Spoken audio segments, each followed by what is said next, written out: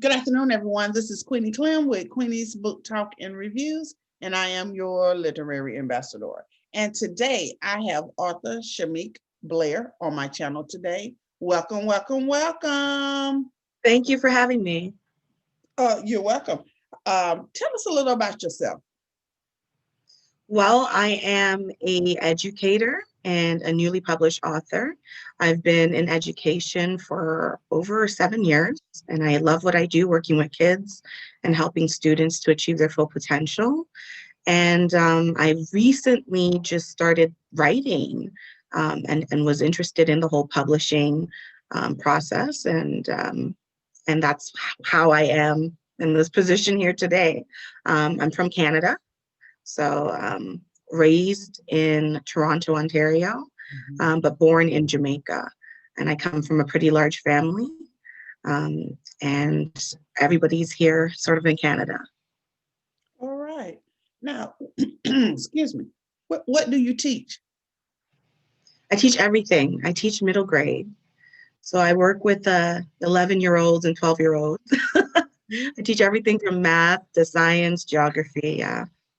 Oh, how long have you been a poet? I think all my life. I remember as a teenager, I would just write little poems, just a way to express myself, my emotions, and my feelings. I would have a journal that I would write things in, not necessarily sharing with anyone, just for myself. So I feel like I've always kind of written poetry.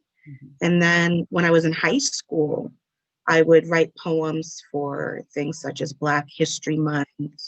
I remember writing a poem called Ode to Miss Rosa Parks, just celebrating that history. So yeah, I've always written poetry, yes. Okay. Now tell us about your book. My book is entitled Love, Marriage, Divorce, and Growth. And it's basically poetry that I wrote as I went through these different phases in my life. And so it's a very personal experience. The poems come from a very, very personal place. And it's real. It's meant to be inspirational to others who may be going through these different phases. If they're going through a successful marriage, wonderful. There's some poetry there. If they're experiencing an area of growth in their life, there's some poems that would speak to that, as well as divorce and love. So that's what inspired this book. It's a set of 27 poems. So it's it's not too heavy, heavy of a read, but it's meant to get people to think and take in a bit of inspiration from it and growth from it as well in their own areas of life. Okay. The cover is gorgeous. Can you tell us about Thank you. Can you tell us about the cover? You're welcome. Well, I worked with an artist on the cover, and I just told them I'm in an area of my life where I'm looking for something positive, and I've always connected with nature when it comes to seeking inspiration. And I told the artist I wanted something that was linked to nature, that would represent growth and something positive. Because even though I'm going through or have been through love, marriage, divorce, growth is the final sort of niche that ties everything together, right? It knits all of these other phases together. Whether you're going through a divorce, you have a period of growth. Whether you're in a marriage, you also have growth in a marriage. So I really love the image of the tree just kind of rising out of this image of the lake. And it represents that no matter what phase of life you are in, you do experience growth. Wow. Okay. What is the significance of love, marriage, divorce, and growth?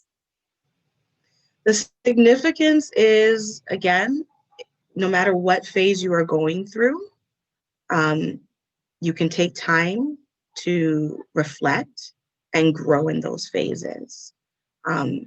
Experience each phase. I'm a strong believer in taking time to reflect on the moments of life. So it's so easy to, fall in love, and we don't really take time to reflect on the love that we find in our lives. We just kind of go through it, and we may rush into a marriage and not realize that we should really take time to enjoy this union, right? And if you're going through a divorce, it can be difficult and challenging, but there are lessons to be learned. So the significance of this book is to just inspire others to know that you're not alone. There's everyone's going through these different phases, and there is growth and lessons to be learned from each phase. Mhm. How and where were your poems developed? I wrote these at home. Just as I say, I write poetry for myself. If I'm going through a situation, it's a cathartic emotional release. And so I wrote these poems at home. I compiled the book over the summer just at home and went through the process of publishing and doing research on that. So, Next question about publishing. How was your publishing journey? it was fairly it was fairly easy. Oh, sorry, I have my cat here. It wasn't very painful. I researched a publisher. I decided to go through this process of self-publishing. So I chose the artists. I did pretty much the bulk of the editing as an educator. And then in terms of finding a publisher, I was looking for someone who would help me with distribution. And Tellwell Talent, which is the public publisher I'm with, they've done a fantastic job with just helping me with the distribution of my books. When did you realize you wanted to be an author? I think it's something I've always wanted. I just didn't have the know-how. And I think now is a time where we're all kind of going through this pandemic. I have more time on my hands, and I just thought, well, let's make use of the time and look into this passion I have of writing and sharing my writing. So I think I've always wanted to be, and I think everyone kind of has their own passion. So I would encourage them to sort of channel as much energy, as much time especially if they do have the time in the pandemic, channel that energy and time into seeing their passion come to fruition. Yeah. Okay. Do you care to share a snippet from one of your poems, or like just one of your poems? Absolutely. One of the sections that a lot of people like a lot is the growth section. So I'll share the poem, Letting Go. I let go to allow room for new growth. In spring, under an exuberant sun, leaves bloom on fertile deciduous trees. After a stark winter's cold caress, like those same leaves, my heart blossoms to a new season. Wow. Very vivid, and I can, description. All right, tell us your process. How do you write? What's the steps to get you motivated and sit down and write and those like? I enjoy writing. My process is mostly about carving time because as an educator, I am quite busy. So for me, the process revolves around finding those moments in my day that I can just sort of go to my own room or my own corner and just commit that time to writing. And it can be writing anything. I don't restrict myself to a certain topic or theme. I just write. And as a result of that, writing, I'm then able to later look back and then compartmentalize and compile the different texts into whatever book comes out. So that's really my process. I don't try to restrict my creativity. If I feel inspired to write, as long as I have the time committed for it, I just go with the flow. Okay. How has your idea of poetry changed since you began writing? Oh my. Well, I like to look back at my early writings when I was, much younger, and I can see a huge change.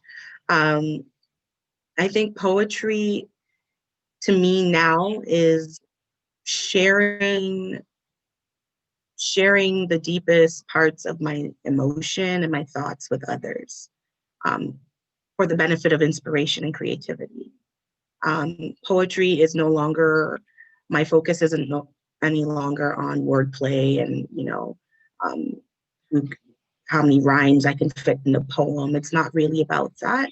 It's more about what the message of the poem, and can it inspire and speak to others. So that's definitely one way in which my poetry has changed over time. Yeah. Okay.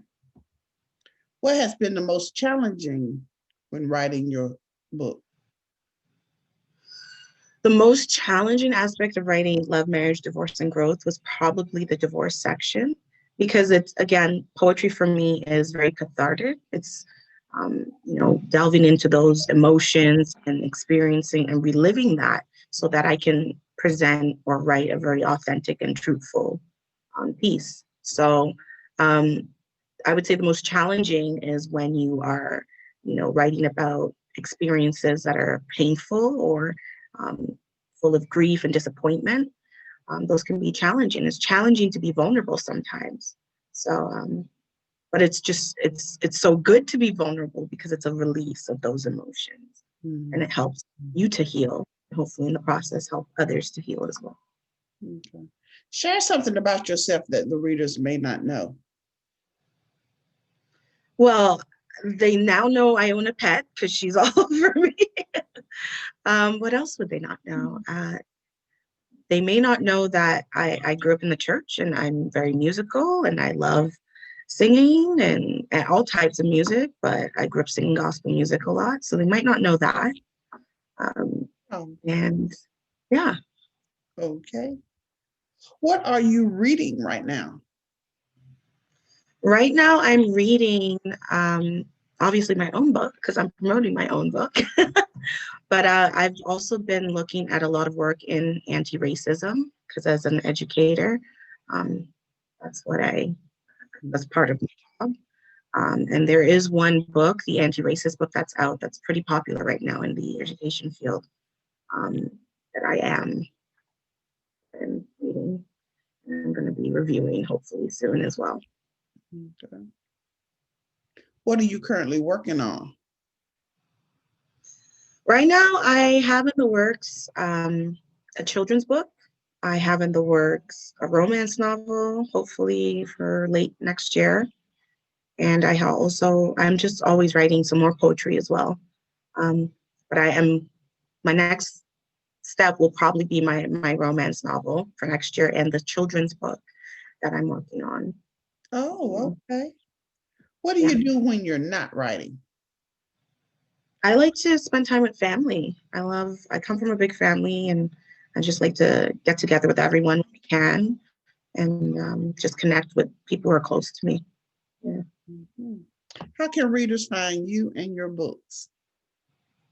So the book is available on pretty much all online retailers from Amazon to Barnes and Noble, Indigo, Kobo. So it's available everywhere.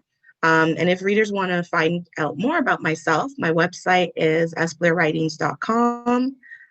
That's where I kind of post some videos on my process and on publishing as well. And I also share some poetry that I'm writing. So they get current content as well. And I have a blog there as well. So they can go to sblairwritings.com. Okay.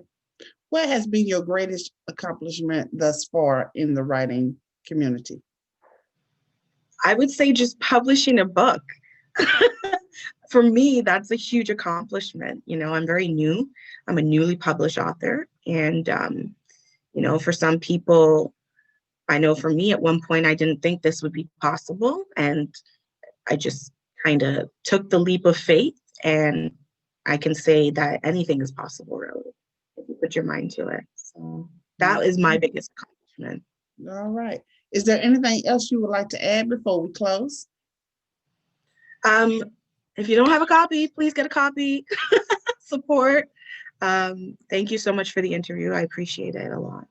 All right. Thank you so much too. This is Queenie Clem with Queenie's Book Talk and Reviews. Happy reading. Bye, y'all.